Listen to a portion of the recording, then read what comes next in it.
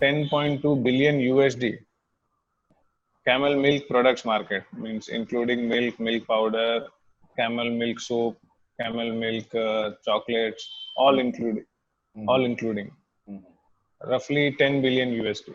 I think the world leader would be UAE. They have got two biggest brands in the world, biggest companies, Camelicious and Alain Farms. If I talk about the normal milk and camel milk contains a lot of nutrients, vitamins, and minerals. Like if I say calcium is higher, iron is 10 times, vitamin C is 3 to 5 times in camel milk.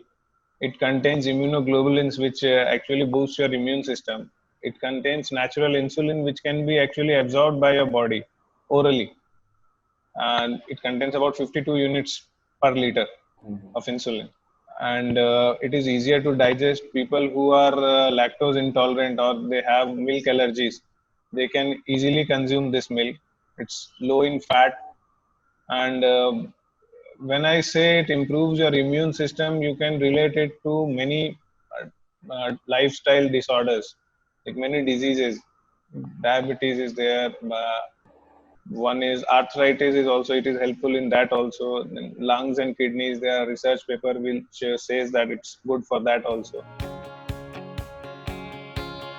I am otherwise a civil engineer from Punjab Engineering College, Chandigarh. So few of our friends, we were having a discussion what could be the next big thing, what idea we should start up or something, whatever we can. We were brainstorming this thing. So this idea about camel milk pops up, and everybody was asking me to take the lead because I come from Bikaner. And we did a little homework on that thing, talking to people, doctors and all. But ultimately we have to scrap the project at that point of time. Then I went to Myanmar for about, as a construction manager, I was there for about 6 months. And over my stay over there, I realized like this is not the thing which I wanted for myself. I thought like I re-researched the subject and I thought it's worth a shot. That's when I quit my job over there, and unfortunately all of my friends who were there with me, they got occupied in their own work. So I had to start it alone. And luckily after a few months I was joined by my co-founder. So in the product portfolio, we started only with the frozen camel milk, and we were supplying only in the NCR region when we started first. And then slowly we tried covering more cities in India, like Chennai, all the metro cities where courier is possible within 24 hours because it was in frozen condition. Then we introduced the camel milk soaps in the cosmetic range. And then for us, the best breakthrough was like when we introduced camel milk powder. Actually, it was really helpful for us and for the consumers because it poses no challenge, no logistic challenge actually. With camel milk, there is a lot of problem, when we are supplying it to your customer, it needs to be supplied in the frozen condition. Otherwise, it's a perishable product. That same problem was not with the dried powder. We had flavored camel milk powder. We have in banana flavor and in chocolate flavor. And after building like this portfolio, we also launched this camel milk chocolates, which was again for the first time, so that we can reach to more consumers who don't need it for any specific health purpose, but it can serve as a healthy chocolate. That was the intention. Okay. Then we had couple of more cosmetic products made out of camel milk. And 1 year back, we were exploring to create similar verticals like the camel milk. So we had introduced goat milk powder, and goat milk soaps. Regarding market reach, first, as I told you, we were only limited to Delhi NCR. Then we tried other cities. And as of now, I can say that our products are available across the borders as well. It's there on Amazon US and Amazon Australia. Then from our website, anybody can order it from anywhere, and we are able to ship it to them.